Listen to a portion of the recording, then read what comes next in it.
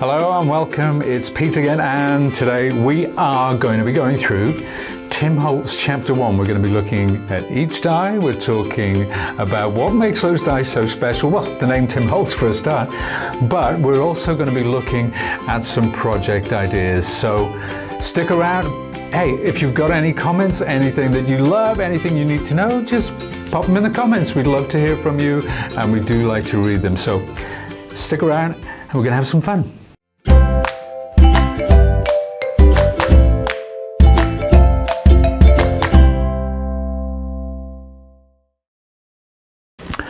So I'm going to start off with, this is called bold text number 1. Now you'll notice there are 1, 2, 3, 4, 5, 6, there's 7 different dies in this set. The reason I'm starting with this is because it is very, very versatile. It's one you'll go back to time and time again. The phrases are eternal, feel-good phrases, and you'll notice it's number 1, so that means there's number 2 around the corner, and probably number 3 as well. So it's going to be part of a series, and it's going to be good to have them all.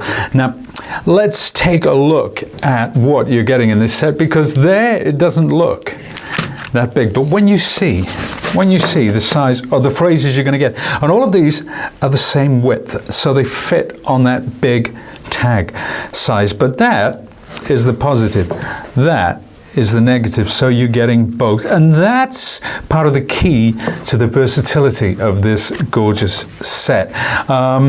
Because you can use them together, you can use them apart, you can use these, you can use the negative, you can die cut into, well, actually, I'm getting ahead of myself, we'll see all that in a second. This is one where I did an ink background and cut through underneath as well.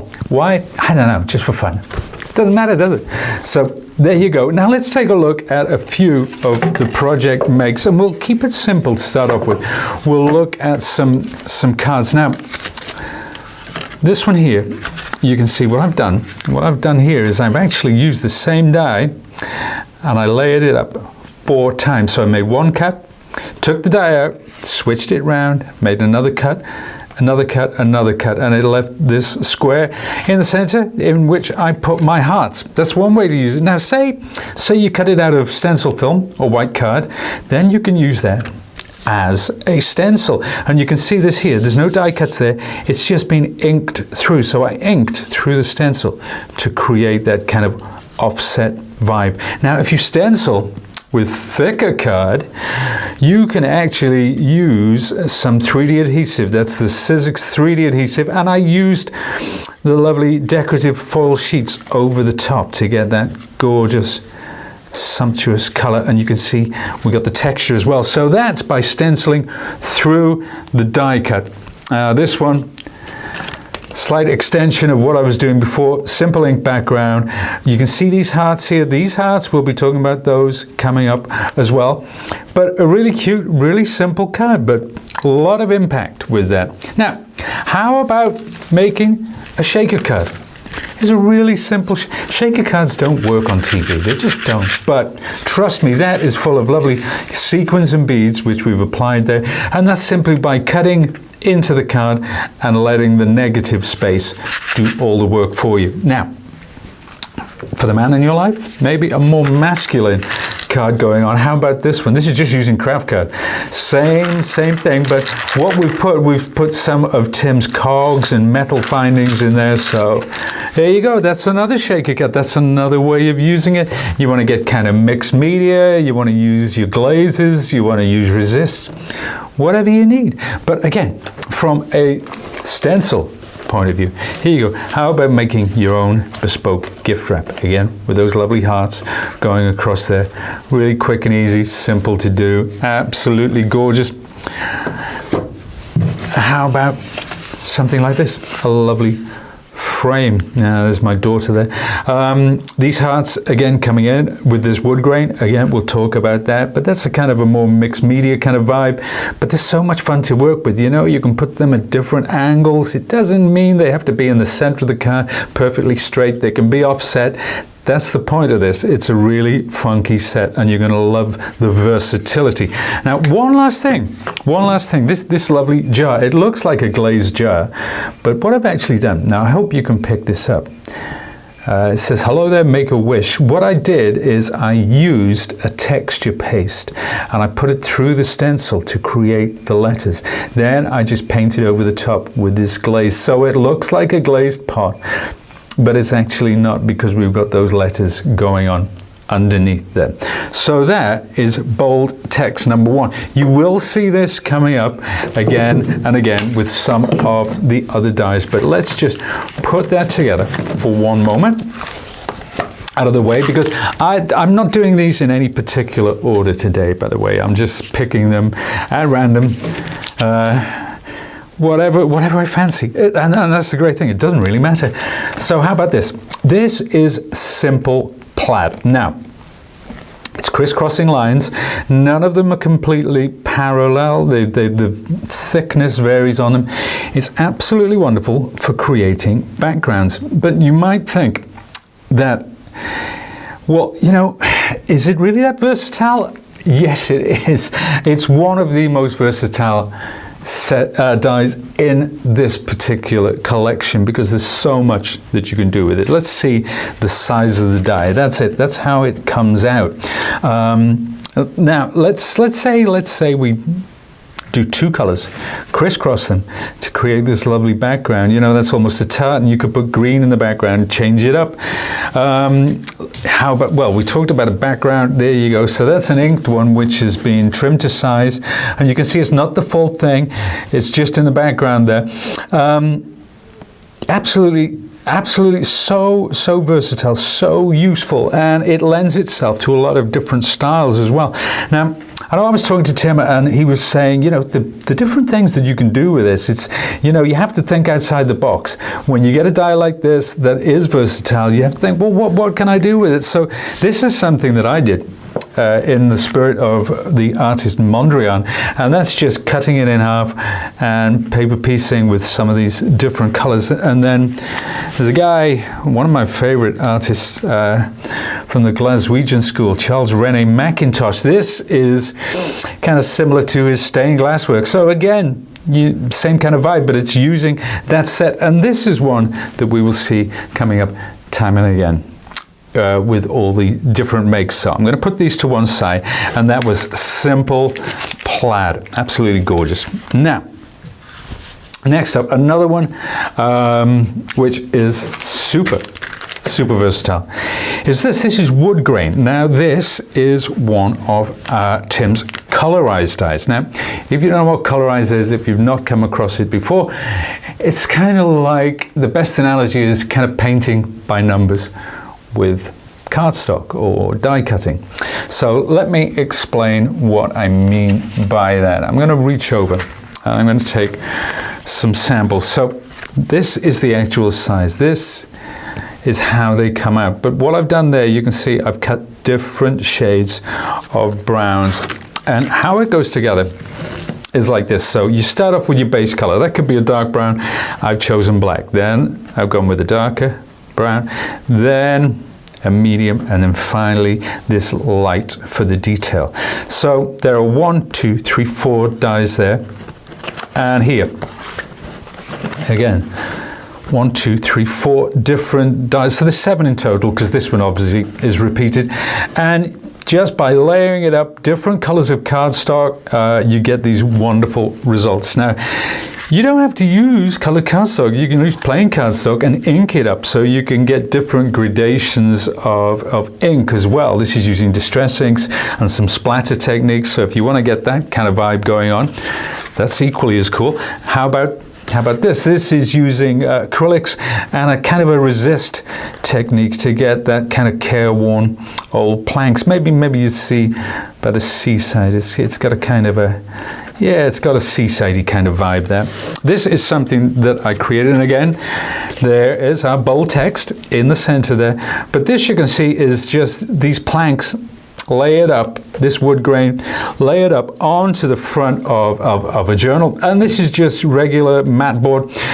And you can see I've dry brushed this. I've got that effect through dry brushing. But again, it's one of those versatile ones. It's one of those that you're going to see coming up again and again. It's great for backgrounds. It's also great if you want to make kind of signs, you know, like this way to the beach or something like that. You know, it's great. And you know, if you're a fan of Tim's, if you love your mixed media stuff, you will know how useful and how versatile this die set can be. So that is wood grain, colorize. So we'll put that one to one side. And next, we shall dip into the joys of stacked tiles. Now, this is stacked tiles hearts. We've seen circles, squares, hexagons, ovals, triangles. Have I missed any? I don't think so. Rectangles. This is hearts. Now, what we're looking at here is 25 dies. So let me just grab my examples at the back. This is what you're going to get. You got 25 dies, 5 sets of 5. Why have 5 sets of 5? Well, that will become apparent shortly, but it's just really handy to have multiples like that.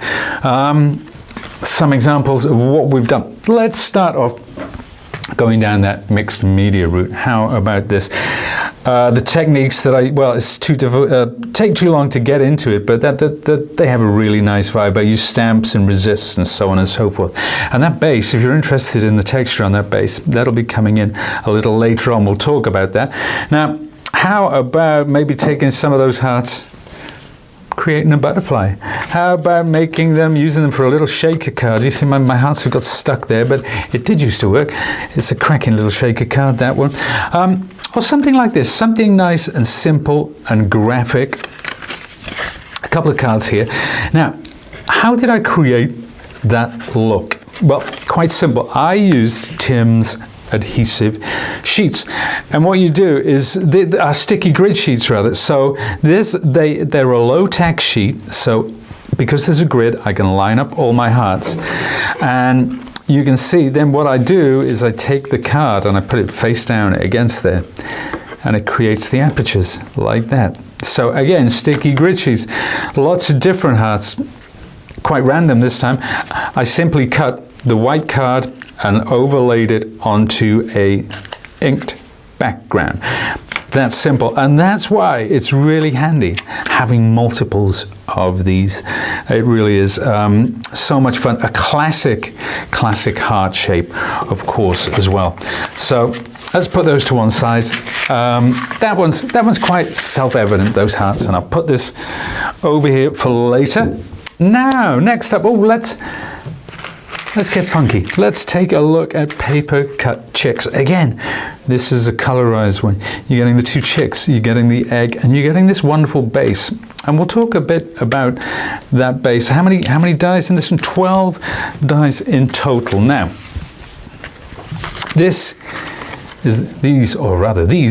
are your chicks. This is just cutting them from different colors of card. And with a colorized die, on the back of each die, it will say, or it will suggest which color to use. So it might be yellow 1, yellow 2, yellow 3. So you know how to layer it up. Also, with each die, it embosses detail so that you know exactly where to position the next layer. Tim really has thought this through for you guys. So there's a very simple one, again, using some of our bold text. Here's another one, just one guy on his own standing on top of the egg with brave wings she flies. And look at that background. Look at that white picket fence. Where did that come from, folks? Well, I'll tell you. It came from the simple plaid. Remember that one at the beginning? And that's all I did. I just cut it up, snipped a little bit, put it behind the mound there. And this mound, incidentally, you know what? If you have any of the colorized animals, many of you, I'm sure, collect the different animals, it makes a great base for them to stand on, or a watering hole or whatever it might be. So bear that in mind. Then there's one. This is one that Josh made. You can see there's the wood grain background as well. You've got the mound, you've got the egg. Really, really cute. So that's paper cut chicks. Love that set. Really cute, really spring, really fresh, really Eastery, but they also work by themselves. You can use these guys together. You can use them on their own. It doesn't have to be spring and Easter. You know, you choose the right sentiment. These guys can be coming up time and time again. Now, next up, we shall look at bunny games. Bunny games is this one. You're getting the full bunny, the little guy peeping over the top. You're getting these two lovely Easter eggs. However, if you turn them upside down, you're getting balloons. You're getting the floral elements as well, and this wonderful bunting. Let's take a look at some of the things that we've made with them. That's a board showing what you're getting in the set. So again, you die cut the different tones, you build it up like that. It's not a colorized set, it's just got all this gorgeous detail. I love the style of this. It is so fresh, so clean and contemporary. You don't get that background. I just put that there just to show some contrast. If we take it here, there you go. There's your bunnies. There is your bold text number 1 and the simple plaid in the background. I told you we'd be seeing more of that, didn't I? And slightly darker again. There's the simple text in the background. You know, you can put the flowers where you like. You can double up on the bunting. You can take it out. You can add it in. You can use that bunny by itself. You can use them together. It's a very versatile set. You can just use the eggs, maybe some florals at the base. You know, the amount of possibilities with a die set like this, even though it creates a scene, using the elements individually also works perfectly well. And here they are in a little box there. You can see we've got that lovely embossed background as well. And that's an embossing folder we will be taking a look at in due course. So let's put bunny games to one side. I did tell you we've got a lot to go through. Next up, Gladys. Gladys, a good Welsh name. I approve of it. It's another colorized, and it's another addition to Tim's ever popular colorized animals. Now, Gladys is, as you can see, a flamingo, and this is how she comes out. So there's lots of different dyes, lots of, oops, I bent her a bit there. Lots of stunning detail depending on the cardstock you choose. It doesn't have to be cardstock. You could create the colors as I've done here using distress oxides. And you can see Gladys now. Let's, oh, you know what? Ah, there you go. I thought she had a broken leg for 1 minute. Apologies, I shall fix this when I get back up. Sorry, Gladys.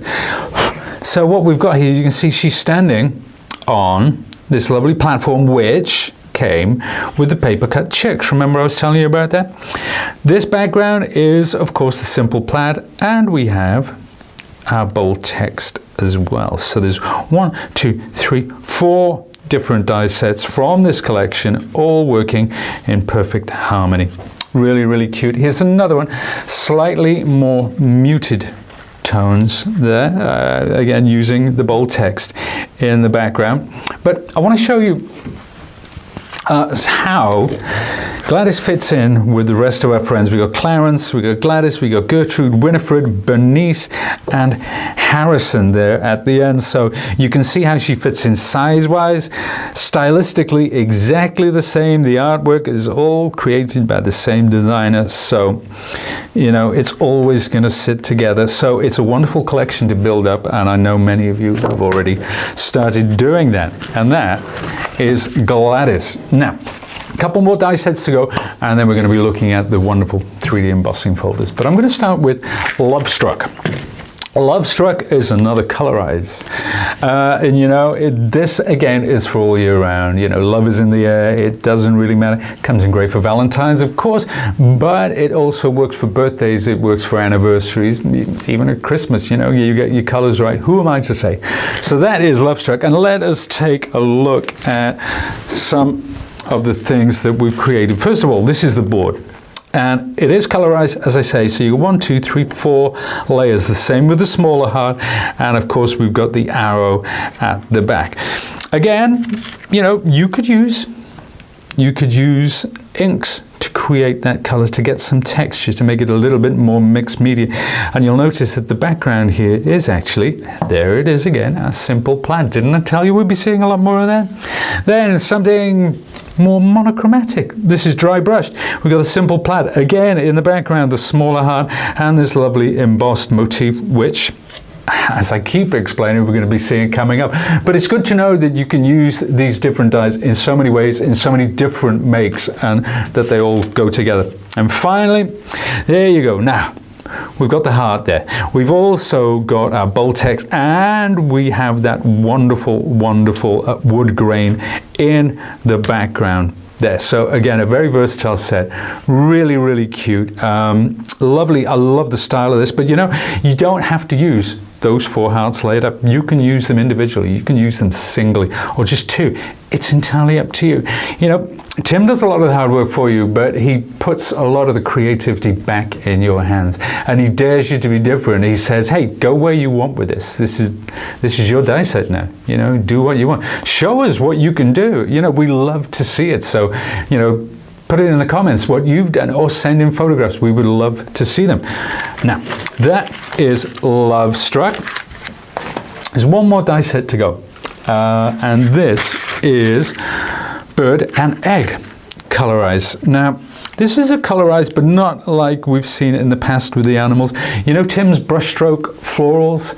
This is in that same size, so same style rather. So it's kind of like, it's almost like it's taken a watercolor painting as the inspiration and broken that down with the color values.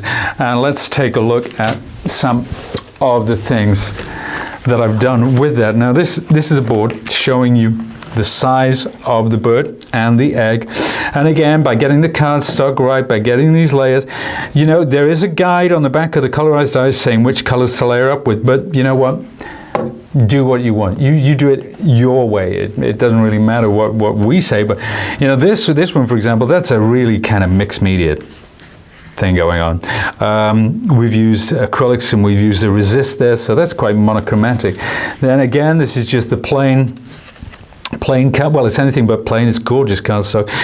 But again, simple plaid in the background. Then we've got a bold text coming in there as well. These are 2 that I did, which I haven't got around to using yet, but I rather like them. They're using a sort of resist techniques there, but that's just very, very plain, very straightforward.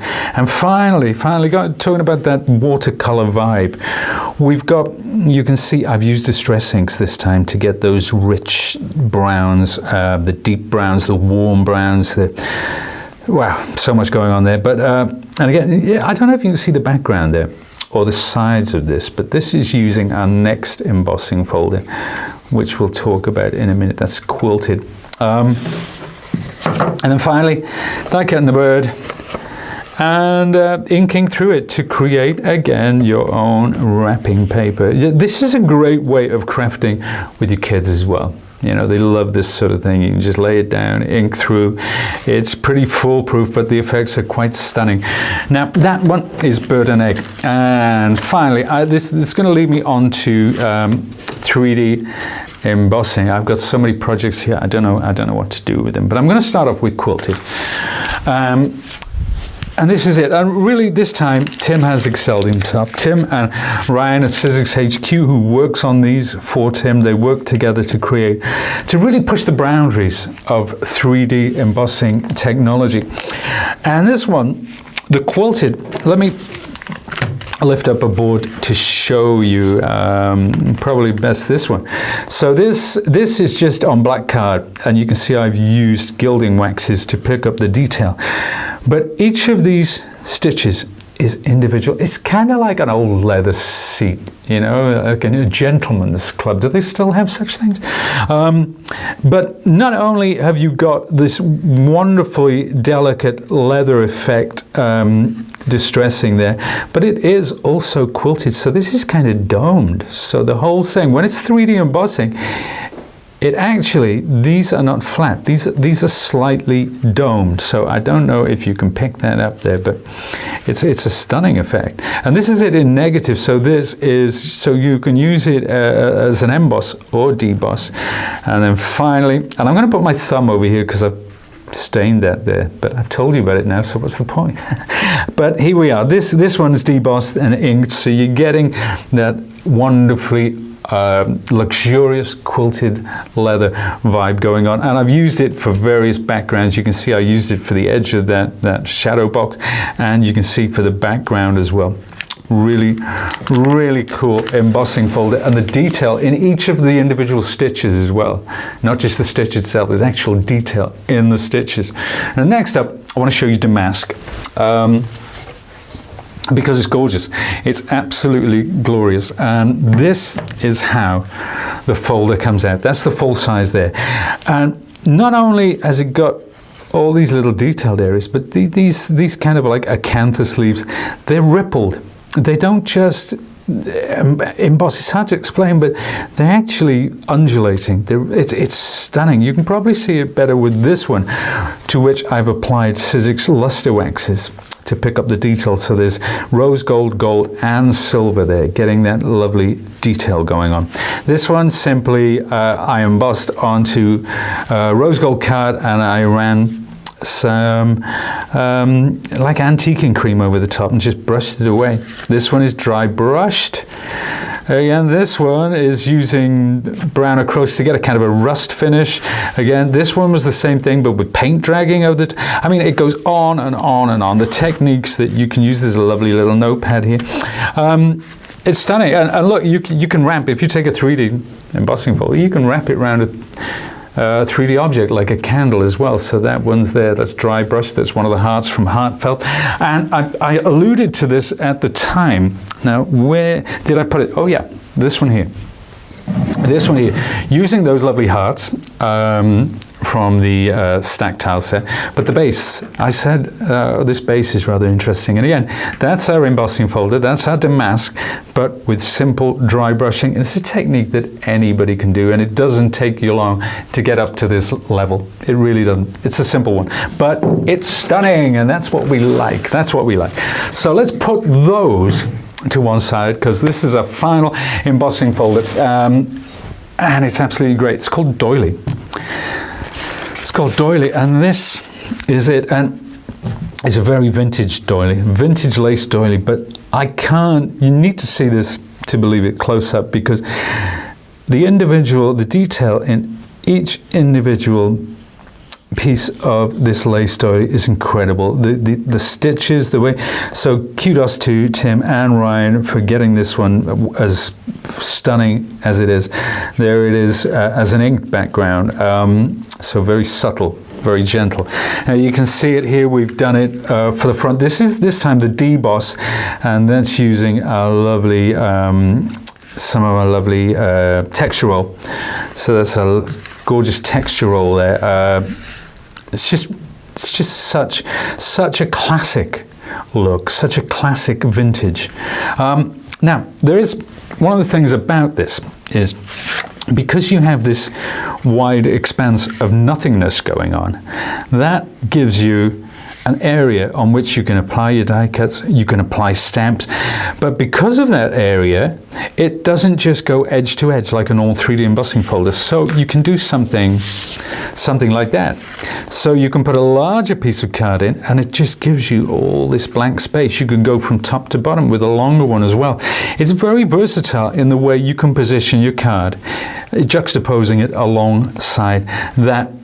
You can ink up probably we should do a video on it, but you can actually ink up your embossing folder on one side and then emboss it, as I have done on this tag. I'm not going to explain that process, but yeah, I think definitely we need a live showing how you can do that. So there we are. Again, that is quilted. Oh, check this out. This is a lovely little home decor item that I did, where I did the inking, and it kind of looks like that Portuguese towel kind of thing going on. So again, lots of techniques going on, and lots of fun. Most of them very, very simple, very straightforward. So, wow, I think I need to take a breather. maybe get a drink or something, because I've been talking for a long time now, probably more than I've talked all week. But I hope you enjoyed that. That's sort of a deep dive into the Tim Holtz Chapter 1. As I always say, if you want to find out a little bit more about these, find out about the original inspiration, then go to Tim's website or find it linked on our website as well, and he will be able to tell you exactly where the ideas came from and how you can create some beautiful projects using this Chapter 1 set. I've had so much fun making these projects, and we're almost on to Chapter 2. Is it hard to believe? But there you go. So thank you very much for joining me today. It's been an absolute pleasure. My name's Pete, and for any more inspiration, for any projects, for any makes, go to Sizzix.com if you're in the US, or Sizzix.co.uk for the rest of the world. Thanks for joining me. I'll see you again soon.